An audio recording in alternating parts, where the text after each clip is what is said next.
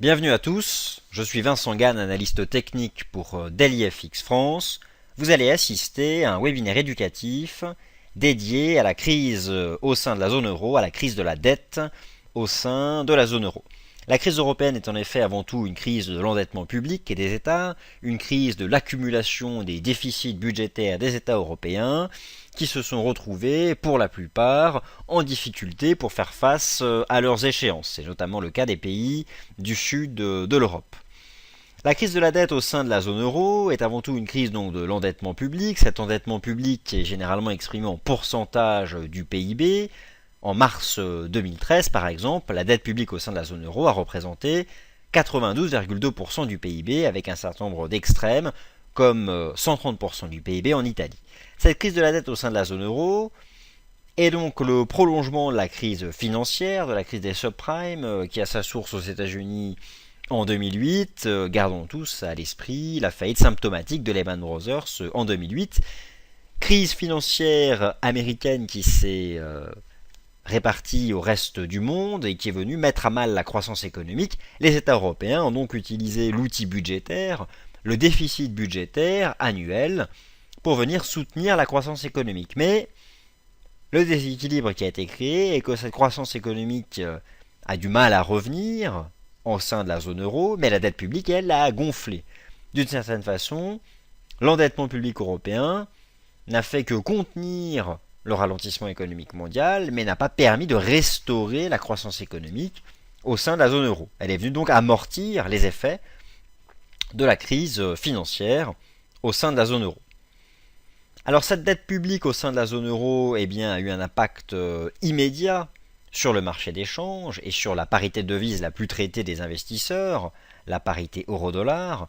Vous observez ici une phase de croissance de la tendance, une phase de hausse de l'euro-dollar entre 2005 et 2007 avec un point haut à 1,60$.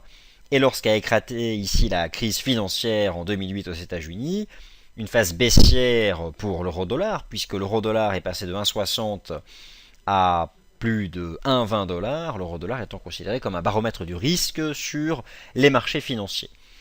Et cette baisse de l'euro-dollar a été renforcée donc par les difficultés des États européens qui se sont enfoncés dans un endettement massif. Les pays européens, les pays de la zone euro qui ont le plus souffert sont appelés les PIGS, Portugal, Irlande, Italie, Grèce, Espagne.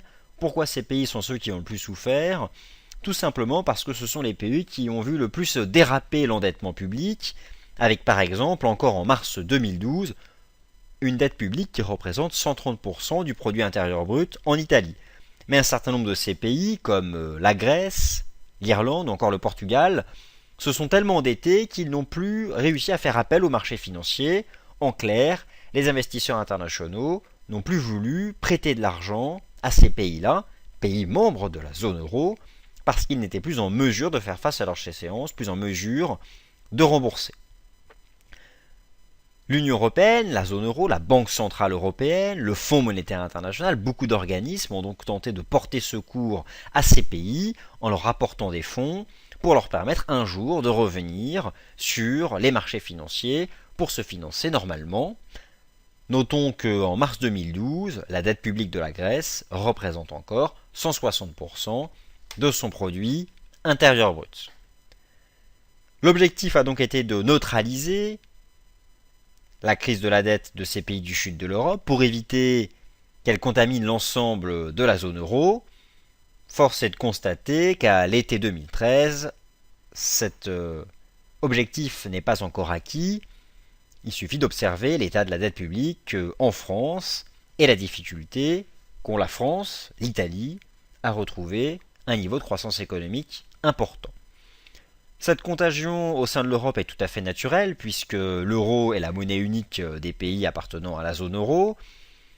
À partir du moment où les banques du sud de l'Europe sont mises à mal par les difficultés des États du sud de l'Europe, bien entendu, l'impact est immédiat sur les banques du nord de l'Europe, les banques françaises par exemple, ayant dans leur bilan des obligations souveraines du sud de l'Europe. La contagion est donc directe.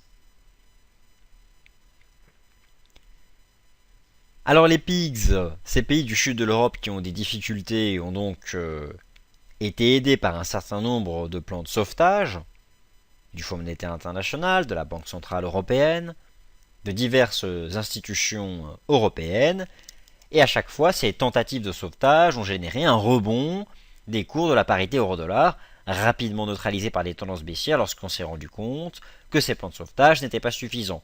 Un premier plan de sauvetage ici en 2009, un second ici fin 2010, un énième ici encore en 2011, à chaque fois pris à contre-pied par une tendance baissière, tout simplement parce que, ces tentatives de sauvetage n'ont fait que ralentir les difficultés de l'envolée de la dette publique, mais n'ont pas définitivement résolu le problème de l'endettement public au sein de la zone euro.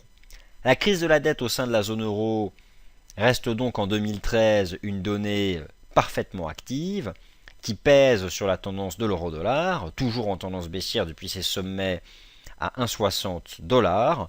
C'est clairement l'enjeu majeur pour la zone euro. Être capable de réduire l'endettement public, être capable de tendre vers l'équilibre budgétaire, comme parvient par exemple à le faire l'Allemagne, sans pour autant neutraliser le retour de la croissance économique. Merci à tous d'avoir suivi ce webinaire éducatif et à bientôt dans nos colonnes éducatives de DailyFX.